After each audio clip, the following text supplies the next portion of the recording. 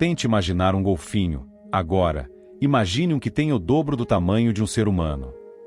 Há cerca de 16 milhões de anos, uma toninha gigante navegou nas profundezas de suas águas.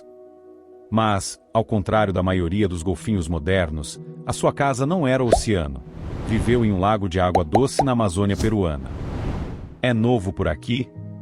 Então te convido a se inscrever em nosso canal, ativar as notificações e deixar o like no vídeo. Sejam bem-vindos ao...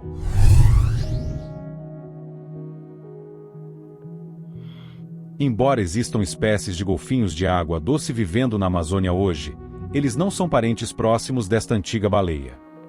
Seus parentes mais próximos são os golfinhos, que vivem a mais de 10 mil quilômetros de distância, no sul da Ásia, dizem os cientistas que fotografaram recentemente um mamífero extinto até então desconhecido. A análise do crânio de um golfinho antigo recém-identificado disse aos paleontólogos que seu corpo teria pelo menos 3,5 metros de comprimento, tornando cerca de 20 a 25% maior que o golfinho de rio atual e o maior golfinho conhecido. Mas o crânio, que tinha cerca de 70 centímetros de comprimento, estava incompleto, então o antigo golfinho pode ter sido ainda maior, relatam os pesquisadores na revista Science Advances, publicada pela Associação Americana para o Avanço da Ciência. O que torna a descoberta ainda mais extraordinária é que ela fornece informações sobre a história evolutiva dos golfinhos de água doce, já que essas criaturas são extremamente raras entre os fósseis, escreveram os autores do estudo. Isto ocorre porque os ecossistemas de água doce tendem a ter menos golfinhos individuais e as fortes correntes de água geralmente impedem que os fósseis sejam bem preservados. Eles chamaram a espécie recém-descoberta de Pebandiacuru. O gênero refere-se à formação Pebas no Peru, onde o fóssil foi encontrado, e Acuruna é o termo da língua quichua local para o povo mítico da água da lenda local. Acho que esta é uma descoberta importante, especialmente considerando que a América do Sul tem uma espécie de golfinho de rio que pertence a um grupo completamente diferente de odontocetos, baleias dentadas, disse Jorge Vélez Juarbe, curador de mamíferos marinhos, do Museu de História Natural de Los Angeles por e-mail. Isso também me faz pensar quantos outros registros de golfinhos fluviais extintos estão esperando para serem descobertos, disse Vélez Juarbe. Os golfinhos de água doce modernos são conhecidos por seus narizes muito alongados em comparação com os narizes mais grossos dos golfinhos marinhos.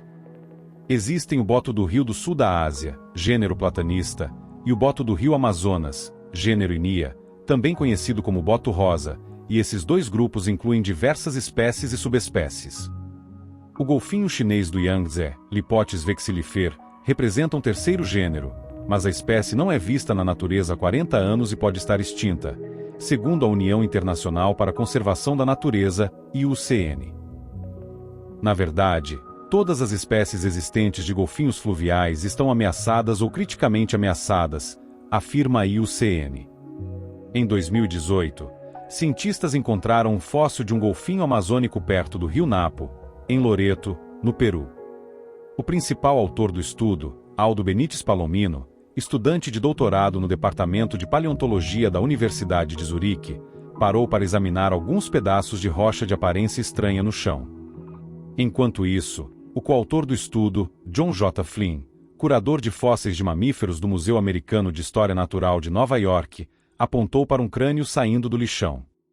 Eu disse, "Ei, John, isso tem relação com a peça que tenho?" Lembrou Benítez Palomino, ele segurou a ponta redonda do nariz do crânio coberto. Quando limparam o suficiente para ver o formato dos buracos dos dentes, Benítez Palomino notou Palomino por olhar para algo incomum. É uma toninha. É um boto. Disse Benítez Palomino. A princípio eles pensaram que era um antigo parente dos modernos botos do rio Amazonas.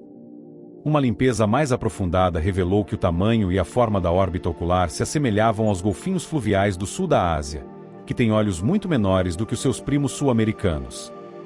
Esse foi o momento em que todos ficaram confusos porque não era um golfinho do rio Amazonas, disse Benítez Palomino.